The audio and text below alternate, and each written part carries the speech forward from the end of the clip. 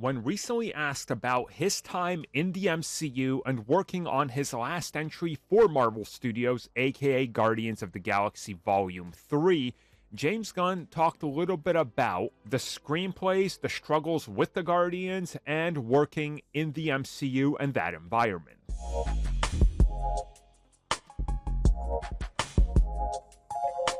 So once again, James Gunn reiterates that Marvel Studios was very little hands-on with this project, that they let him make the movie he wanted, and the only things that were restricted were things that were literally out of most people's control. Now, this is probably some character rights and little things like that, or things that could interfere with the character being used somewhere else, but he doesn't talk more about that. He then talks about the development process of it, and how it was a struggle to get Guardians 3 going.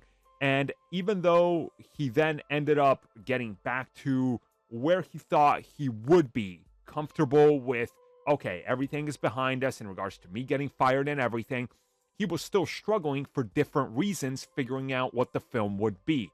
Doubting himself, questioning whether he could pull off a satisfying third entry that's also a farewell to him, but also the team that he put together during the other films.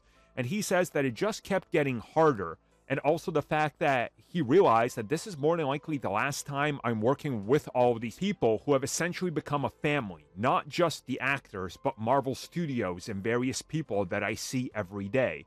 And it kind of makes sense, right? You know, it was a different time and place, and he was already positioning himself for this giant gig and was already working at DC, so the vibe had to have changed. And him talking about how struggling it was for him to get back to it and then be able to complete what he believes is a satisfactory ending just kind of shows you that he understood that it was an uphill battle for various reasons.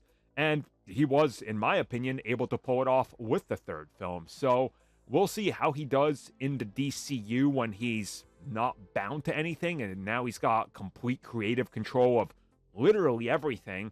That's going to be certainly telling. And when we compare and contrast it to Guardians 3, which was a project that was so long in the making and had so many ups and downs, we'll see what the end result is. And then I guess we can reflect on this in a little bit and see what he says about his new family, which obviously he's assembling for the DCU.